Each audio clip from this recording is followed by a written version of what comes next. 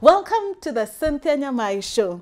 Our guest today is Timothy Kimani, aka Njugush. I think that's enough said. Coming up shortly. Njugush, thank you so much for joining us today. Tell me, where did that name come from, Njugush?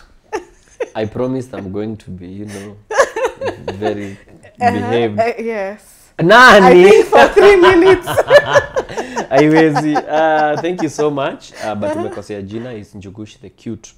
So lazima unini. That's what people call me. Sijui kwa nini. Labda ni vile uko cute. We never know. Now, the name Njugush ilikuwa ya now when I started acting nilikuwa nafanya extra roles so sikuwa na jina so kuna kale kamse kale kalivurutwa kale so wase YouTube wakaanza kusema ilikuwa hapa kule news wase wakaanza kusema ni aje kuna kamse kuna so we were like tukishoot hivi na directors wakasema si tutafutie huyu msee jina hai tukakaa like 20 minutes tunatafuta jina Alejandro na hiyo imetumika jina yani itakuwa unique so tukaona tuna waste time so tukasema tuanzeni so when we were going to roll cab driver walikuwa hapo nyuma wakaanza kuitana we Juguna tukasema wacha tuende na hii for this particular clip then going ahead tutafuta hiyo jina kali and that's what stuck so once ikaenda kwa TV kiwa Njuguna wase sasa wakaanza kuniita Njugush Njugush and so hata rights ya hiyo jina ni ya cab drivers ndio akona rights ya hiyo majina but ajuani if in case they are watching kujieni pesa pale Church Road West pale Church Road wanakaaga hapo and talking about even just your background tell us a little bit where were you born and how did you eventually get into acting? Mimi nimezaliwa Meru. Nilikuwa nataka kusema nimezaliwa Huruma. Na place nimefika nimezaliwa Meru. But growing up I've grown up in a lot of different places. I went to 7 different primary schools. My dad is a reverend. So tulikuwa tunakaa I didn't know that. Kwani sikai hapa kidogo. Wait, unataka kusema sikai? Hivyo ndio umeisema na Kizungu. Nyinyi watu wa PR na wagopa. So umesema na Kizungu, you don't even look. Kwa hivyo sikai. Unakaa watoto wa pastor wameharibika sana. Aya, na unaisema paruanja. Ala. I'm being open. This is an open show. Naweza walk out kwa hii show. Kwanza ndio hata utafanya tukule hewa vizuri. Aya, unanidea trending. So watu wataona ni jokes, so hata haitakuwa na uzito. Unajua sasa wewe ukiwalk out kwa show, Cynthia walked out. Njugush walked out. Atarudi tu. Wacha tumuongoje. So grew up in a lot of places, Maunarok, Eldoret. So the different it was because of your dad going to different churches. Napigwa transfer.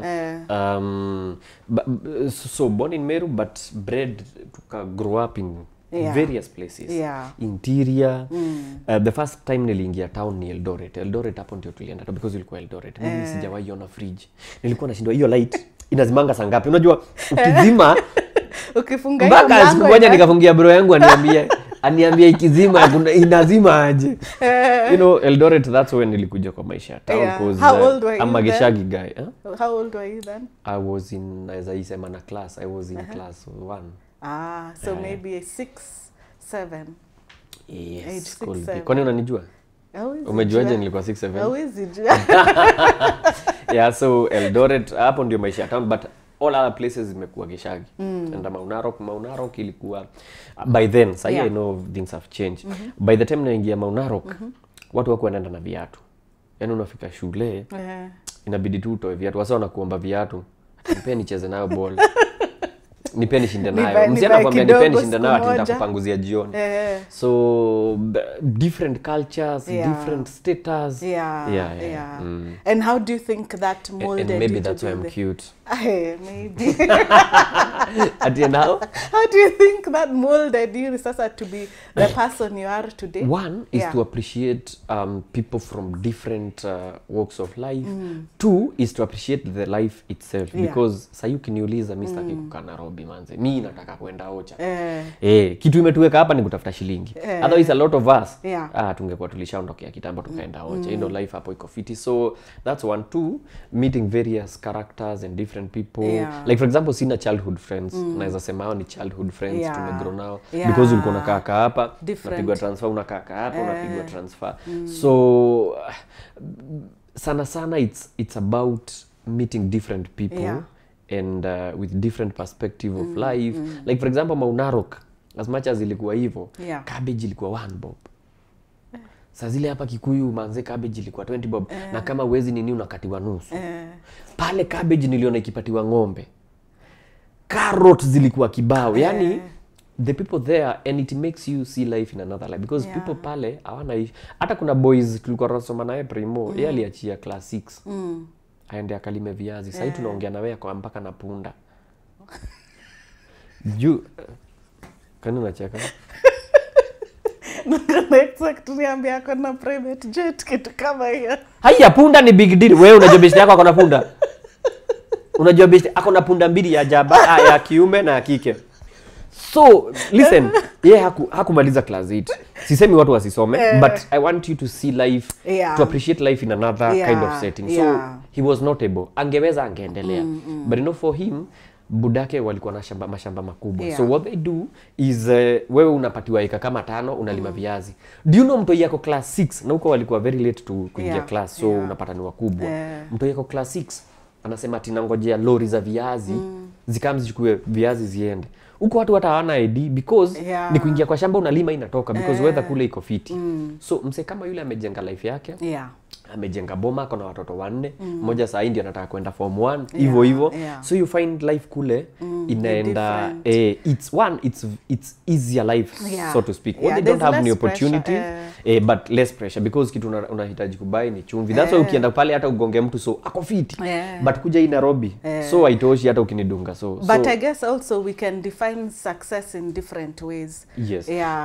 So long as for me I think you have a good lifestyle, you're healthy. You don't have to have mansions and money and so on to be successful. I think success for me, how more success is if you how do I put it? Because this morning we were talking with some people how life is always about unakimbia mpaka ile siku utakufa. Ati kesho nafaa niamke 4. You make a lot of money or even small money but you don't get to live life. You don't get to live life. You know, like mzai wangu tulikuwa na juzi anafaa retire but anataka kuongeza miaka 5. Juu anasema akikuja home yeye amezoea kuchapa job. But you see what is life? Life tutashinda hapa tukimulikwa na malight mpaka tuzeeke, after hapo bado tunatafuta sijui tunafanya nini. For me I believe success is when you are happy. Because utapata degree useme ume succeed, which is okay. But kuna mtu akona masters. Sawa, usome upate masters. Kuna mtu akona PhD. So you are like, because wewe unajicalibrate na success ya mtu mwingine, you'll never be successful. Juu utafika hapo unaona ai best yangu kwanza kama unakimbizana na best juu kuna watu tulisoma pamoja hatuko the same. Kuna watu wako na masters and what not. Mimi pengine nilikwambia kwa diploma. But what is success? As in life, me for me vile nita feel nime succeed if nimefika place like I'd never be kusikia vibaya nikiretire at 50 at 40 hapo with not a lot of money. But ni feel nimefurahia and I can be able to enjoy life. Niseme leo siendi job, kesho hakuna job, kesho kutwa hakuna job na hakuna pressure ya simu ati nisiposhika hiyo simu woi job imeenda, you get. So I think huko I learned how another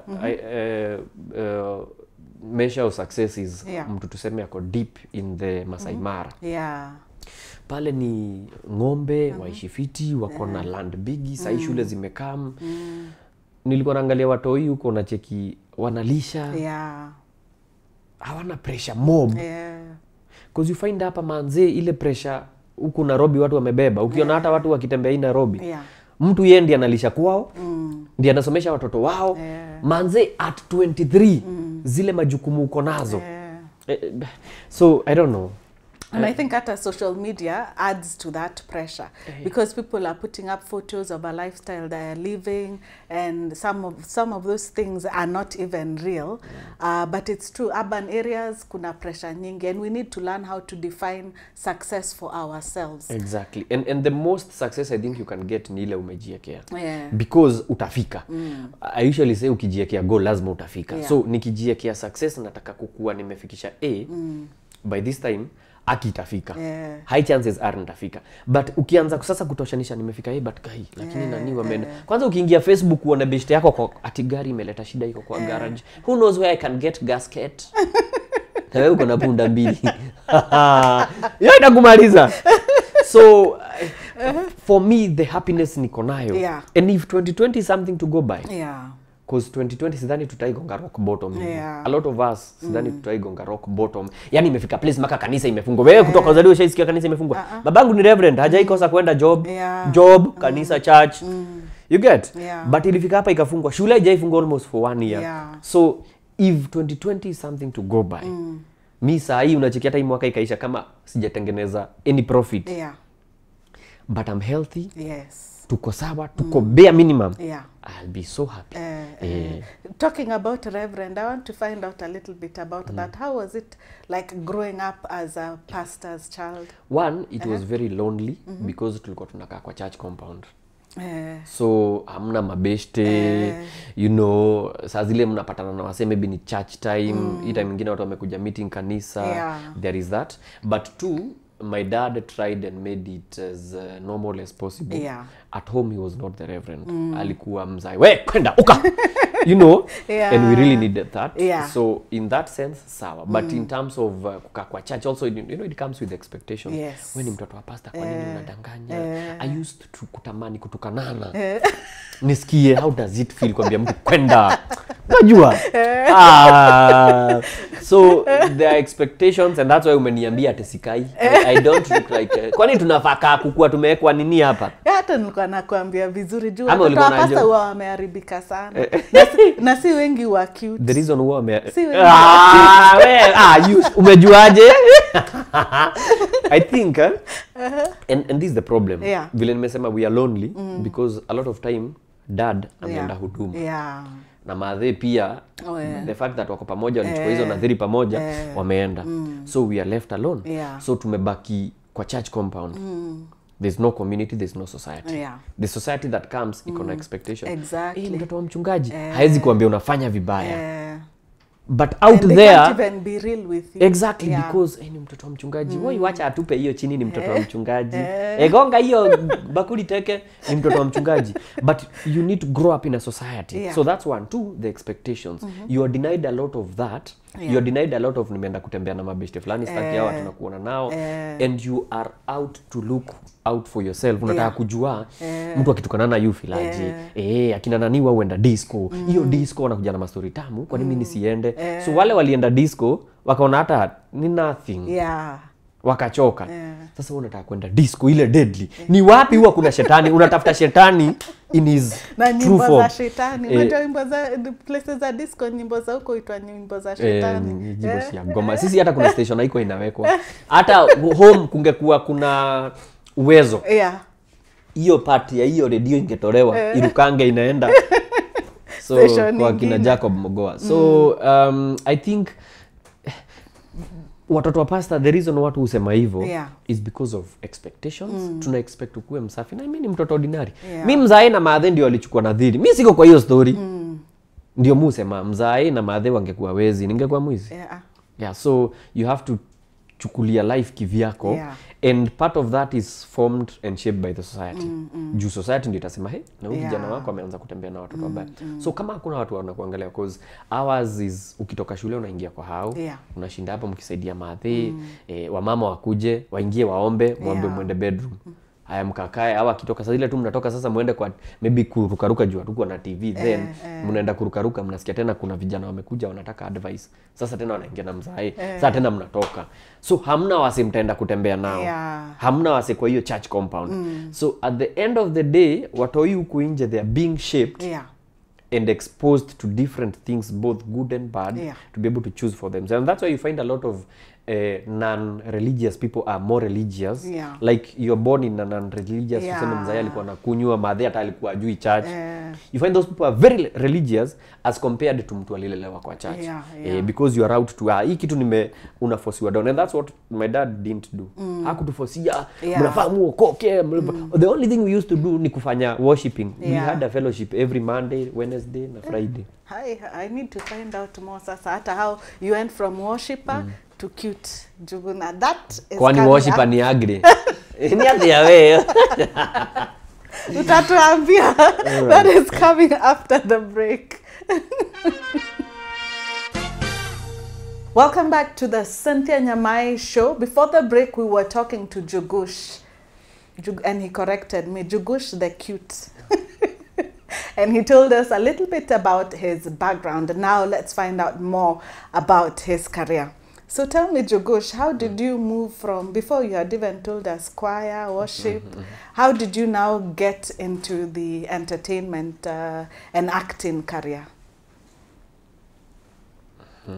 How did I get?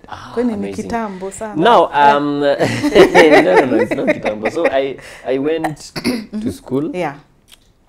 Contrary to popular belief. Wow, you did. So, and I did journalism. Yeah. So, at the Kenya Institute, Kenya Institute of Mass Communication. And after that, I was very focused. I knew I was going to be Cynthia Nyamai. Yes, thank you. But who is God?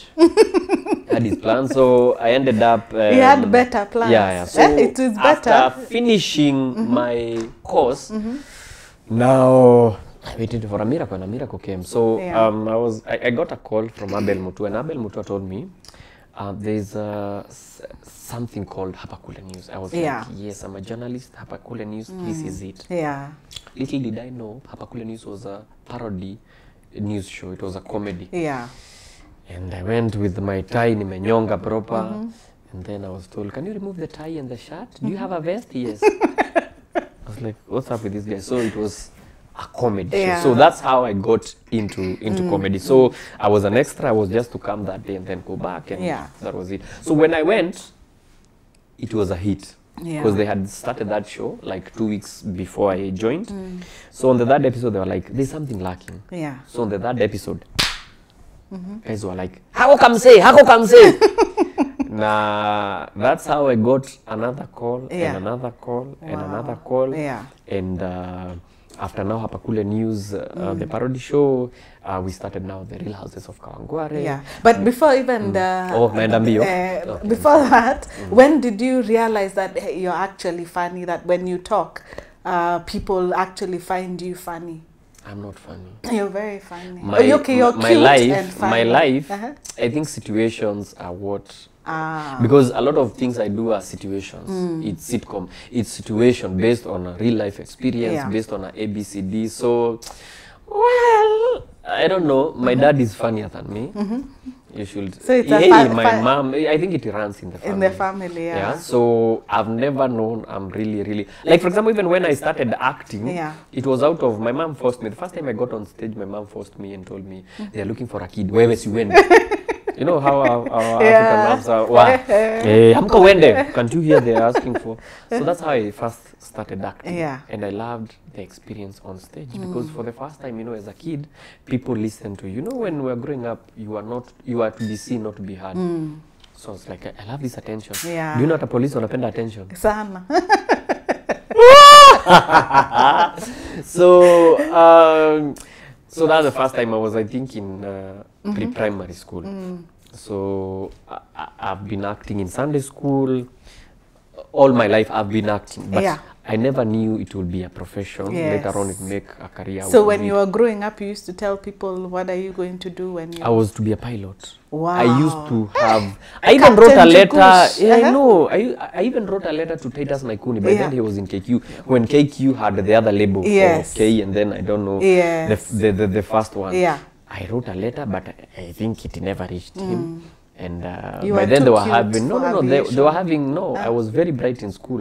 They were having scholarship for very bright students. Yeah, and training, I remember. Exactly. Yes. So you had to fly out, go to South Africa, learn, and then you come back, alafu wanakukata mshahara. Yeah. So I didn't know how to enroll, so I wrote a letter. Yeah. I wrote with my biro, my dad went and typeset. He was like, my son is focused. Yes. And he was very proud akipatiana hiyo karatasi to be typeset. And then we put it in a bahasha, and my only mistake was I didn't know how to go around town. Yeah. So I gave someone. I asked Jama in a taxi, hey, how are you? I want to take this letter to KQ. Yeah. Will you be going that direction? Like, and in my hand, my other hand, I had, I think, 200 shillings. I had saved from my pocket money. And he was like, oh, 200 shillings. Yes, I know. So that's how my letter never went. So he's the one who took the letter for you? Yes. To Titus Naikuni? Yeah, a very random guy. I am very sure he was not going to take you because there's no way a guy can come from Hilton and go all the way to JKIA for you. So that was that. But I always thought I'll be a pilot. I love speed. Yeah. And also it was very fancy, it still is, you know, to be able to fly. Ati unafanya job gani? Leo naenda Qatar, alafu narudi naenda Singapore, after hapo naenda Capernaum. But you know, these days, after when you enter into KQ, everyone is there respecting you and they all know you. Yeah, but imagine all the people who are respecting me, they are under the care of the captain. Yes. So hata tulisakiane, sasa tunaangalia yule mtu wako mbele yake atupitishe vizuri. You know, so after hapa kule, then for what did you do after that? So after hapa kule, that was just Kawangware. as we when we were still doing hapa kule, there was a beautiful concept Abel had about house help, because we looked at our audience yetu, they are very funny. You think they want this, but they know what they want. Yes. So by then walikuwa nataka vitu ratchet, so to speak, and that's why by that time kulikuwa pia na show ingine ya ratchet, it was let's call them socialites, na ilikuwa na dofiti. So yetu ilikuwa ya mse wa kawaida, those people we never talk about. They are around us but we always ignore.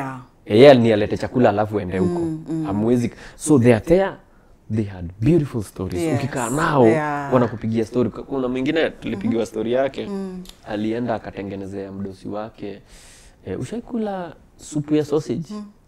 Alienda akakatakata sausage akatengeneza supu. Sasa unaletewa chakula, unaona tu vitu tunafanya hivi kwa maji. So beautiful stories. And as we keep saying, we need to tell our stories. And that's our story.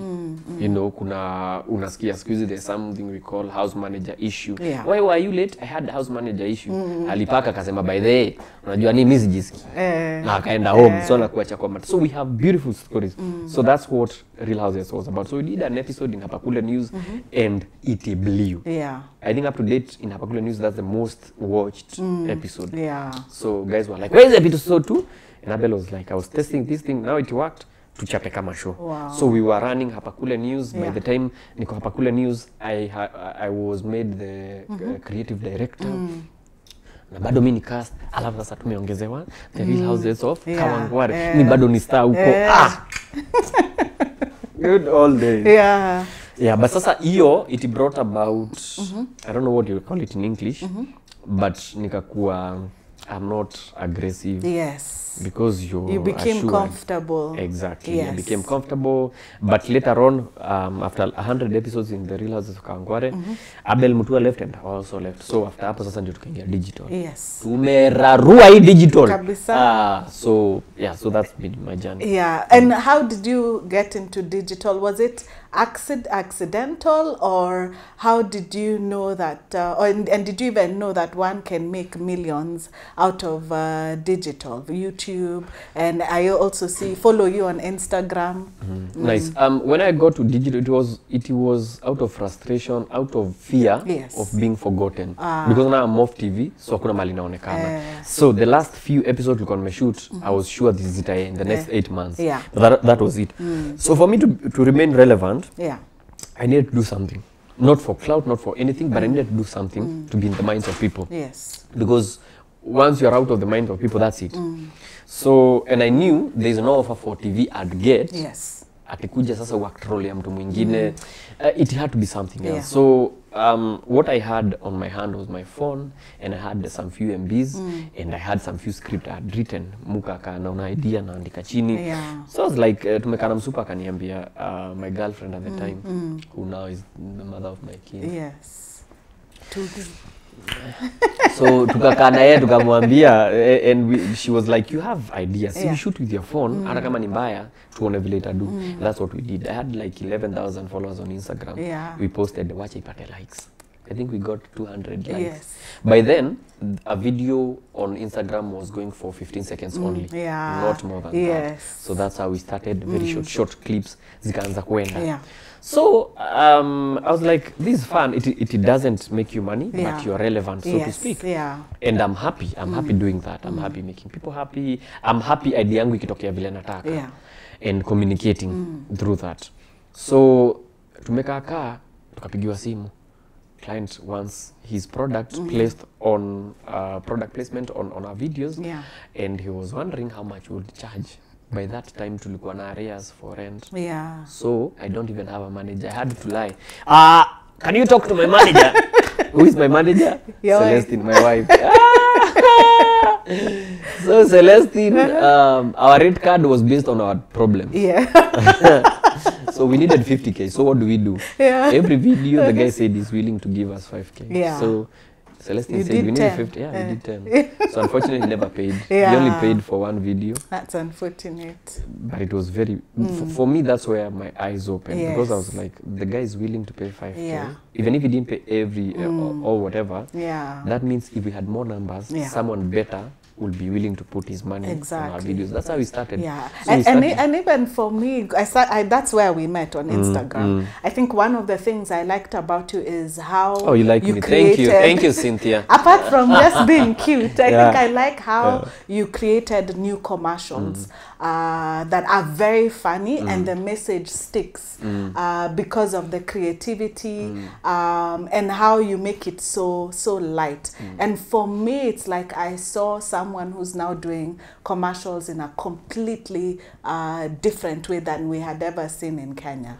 So back in college, there's a unit I used to love called advertising. It was by a very great gentleman called Mr. Ambani.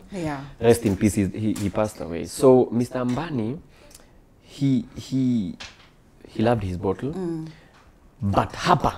So he used to come to class and I'd put your books away. Let's talk condom. So give me an interesting line that you can sell condom. I want one line. And for me, that was the most. I hate writing notes. I don't have a good handwriting because unajua ukipatiwa looks unanyimwa handwriting and vice versa. So Mr. Ambani got me thinking. Like just a one-liner, and everybody's like if you look around commercials, it's very tiny. So for me, you can trigger. Mupenda vitu, it's new every day. So I loved advertising. And I on the side, my passion, I love acting. So when I found how to, because I didn't want to do another boring video. So when I found out that opportunity of mixing humor with advertising, I was like, this is it. Kaende sana. So and that's how, because now we realized we had another new problem. We have the audience, we have the clients, but how do we make these people watch the ad? Because the idea was to make you download that video. Because I realized a lot of people are not even the ones on Instagram. A lot of people that feed on our message ni wale wanasambaziwa WhatsApp. Because someone will forward that video in a group, let's say with 30 people. Watu wawili watatu waichukue forward kwa group zingine. Kuna watu wazuri na forwarding. They keep forwarding stuff. Kitu uliona juzi ndio analeta. So kama sasa kuna mtu ataforward video ilianguka, and very late. So for me it was a beautiful opportunity where you could, you know, for TV saa zingine, especially with comedy, you are limited. Kuna joke huwezi sema, kuna nini huwezi fanya, you can only be on air once a week, but here is digital, it's giving you, unaweza hata kuonea anytime you want. Ukisikia kuamka usiku uenda live, uambie watu unatengeneza mayai utaenda, and people are going to love it. So once tulihit hapo, nikaende alafu later we even saw sasa a bit of politics political satire. Why did you decide to engage? You were already making money, very successful. Why have you now decided to engage in politics and having people have that discussion on your pages? From way back, I've been for current affairs. Yeah. That's why I did journalism. Everything comes at the end of the nini. Whatever you go through makes you. So I'm always I always watch the news. As in haziwezi nipita nataka kuwatchia hii time, you know, different perspective, because that's why I went to do journalism. So mufil ni kama I don't ushaisikia nika ulienda shule bure, yani like hiyo fee staki ipotele. But deeper is I hate to see injustice. You know, is you just can't keep quiet. So again, you have the audience. To him who much is given, much is expected. Exactly. So if I don't talk about these social ills and I keep selling to people, when they'll be done, sazile they don't have the power even to buy. Sasa nitauzia nani mwingine? So until I talk about, again, we had another problem. You want to talk about these things, you don't want to be too political, because Wakenya wanakuwa, "Hii spendi siasa." Na hao hii mwaka tunaenda watapiga siasa na kuvaa t-shirt. They're the same people. So it's sort of frowned upon. People will start distancing themselves from you. But again, this is another beautiful problem, like the first one we had with advertising. So what do we do with what we have? We've amassed over the years. You know about the current affairs, vitu vile zinaenda, that stick, so does everyone else.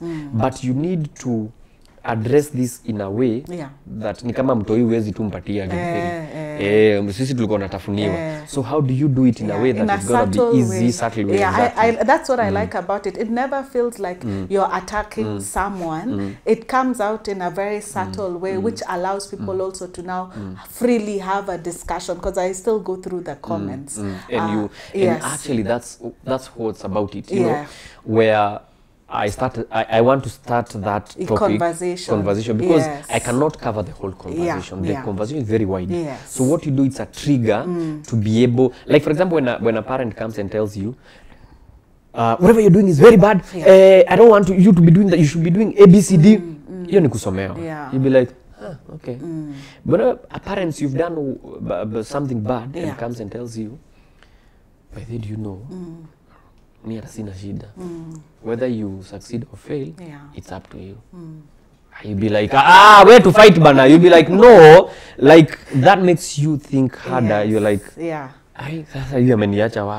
because my dad, like for example, an example is when when young, my dad told me something I'd never forgotten until to date. He told us, I didn't inherit anything, so don't think you're going to inherit anything. I was like, are you not my dad? You get? But from then, me and my brother have always been for, you want to create your own life. As much as you know, he was just saying, but there's something he told you. And the other interesting thing that I've observed on your page, sorry I stalk you.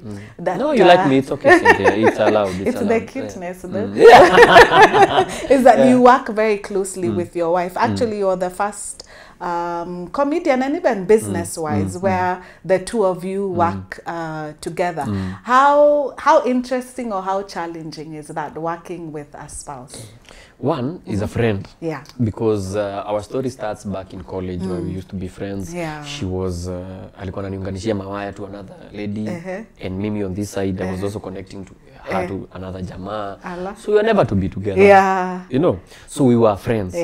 So, but we ended up a lot of times we were together, more than even we were with the guys we were connecting wires. I think the cables were faulty. So we are like, we enjoy each other's company. So what are we? But then we are nothing, and one thing led to the other. And we're like, we are enjoying each other's company. So first of all, we are friends. And that's why it's easier to do. It's like now I ask you, why are you friends with your friend? You're just friends. So why do you have businesses with your friend? We're friends. So it's the same thing. You're first friends, and then everything else follows, and you make beautiful babies. You go on and conquer mountains you never thought you'd be able. We had a lot of dreams. I'm a dreamer. She's another thing that maybe makes it also easy is I'm a dreamer. Kama sahi, what I'm thinking, it's crazy. But I always tell, no, I won't tell you. I won't tell you. So I always tell her when I have a crazy dream, she's an actualizer. Yes. So she makes things happen. Yeah. So me, I'll always dream, but I never take steps towards the same. So she's like, oh, so you want to do a stand-up comedy? Yeah. So whom do we need to call? And we start scripting. I'm like, I go serious, Evo. And then you find you're doing that. So it's so easy when you have a friend, and when you, again, remember I said, oh, I don't think we are rolling then. But when we were talking about what is life about, is it about hustling every day? And then at the end of the day, you retire, then we bury you with a lot of troubles and burdens on you. So when you're working at the same time, having moments with that person, I think for me that's success. When I don't have to wake up this time to go to work, and then have to wake up to go to another different job, and then we meet in the evening when we're very tired, so we sleep again in the morning, the same routine. So when we can spend time together, I'm happy because we get to create moments. Munasengenyana ile masengenyo tamu, unajua ile masengenyo. So for me, I'm living life. So that's, And then now we are seeing even Tugi, your son, starring. Do you think... do you think he might take up the same career? Akona hiyo sense of humor kidogo. Deadly. I watch his videos. I think for him, I don't know what it is in him, and that's why I started. When we started that, siko nimfunguleni social media. But when you interact with him, he says things you're like, you look at the guy, it's like he's lived in another life. Alafu sasa yeye anakuja kujoyride. So I don't know what it is for him, but as I keep saying, like for example, if you ask my dad, he never knew I'd be here today, and he's happy that he supported whatever I do till to date. He keeps pushing. He once told me, hey, school and kwa TV, I'll be so happy. Then so now I make him twice as happy. So I think it's just supporting, because you never know what might come up. Because like in 1991, if you ask my dad what he's seeing in me, because I used to read Bibles there's a time I stood in church and read a Bible verse. So I asked people, how are you? You know how church and ask them, guys, get serious. Na sio ukiangalia kale kama mtu kanasema hivyo, hata sitoshei pale kwa pulpit, I've been given another kanini hapa kando. Guys, get serious. Kwani mko na baridi? And everyone laughed. It was very cool. Everyone laughed. So my dad always knew there's something, but he didn't know what it is. It's the same with Tugi. I don't know what it is. I cannot impose on him to be A and he wants to be B, or rather he's capable of wanting to be B. So whatever it is, kaende sana. Because I know better more than now anyone else. Because who thought what I do will make a living, you know, from anyway. I talk a lot. I'm sorry, Cynthia. But now let me get also into another business that you've started. What should we call it? Hawking? No, it is called fashion. Okay. Cynthia. Cuteness goes with fashion. Thank you. Yeah. Trendsetter. Exactly. Sasa unakuja kwa mkondo. Sasa uko sawa. So how did that idea for Clothesline start? Nice. I'll take you back. So that tufike hapo. So once we did online, everyone now jumped in the ship, and it was nice, which I'm happy about. But also you need to keep moving. So the next thing we needed to do, I had a dream of doing a stand-up special, of telling my story, stand-up special, and ilikuwa inanisumbua sana. So I tell people, I share the dream with people, and they're like, "Hey, but unajua wewe tumekuzoea na skits, stand-up." So there was a dream. And in 2019, that's when we actualized. We did a proper stand-up show. Na wasee wakakam. So what we did, tulilipisha pale kwa gate, and that was it. And we were left with big debts. So 2020, ikabisha. So 2020 came. Here we have a show. But we cannot have as many people because of COVID. So what do? We did a show, but you don't have means of selling. So that's when an idea of a website was born. Because we thought we need to make money from what we do. So because we have a website, we can be able to charge per link. Your link hawezi forward DMC na nini. People are willing kaende sana. So we produced. In 2020 we did we are in 20 what? We're in 2021. Oh, sorry. 2020 is when we did TTNT1. Yes. 2021 Yes. is when now we did TTNT2. And because of COVID, we only had 16 people. The Yes. first stand-up comedy, we had 2,800 na kitu. But now because of COVID, we only had 16 people. Yeah. Na sasa hata ukiwalipisha, unless ulipisha kila mtu 1 million, so that makes 16 million, there's no way you're going to make money out of that. Yeah. So we shot for TV, and then we knew hatupeleke mahali kwa any whatever. Yeah. So we put it on our website, njugush.ke, and let me tell you, that was a game changer. Yeah. Imagine that show was able to pay debts even for the first show. Wow. Yenye iliacha debts. Yeah. So we were like, so it's working because people are willing to support. People see what you do. Yes. They appreciate.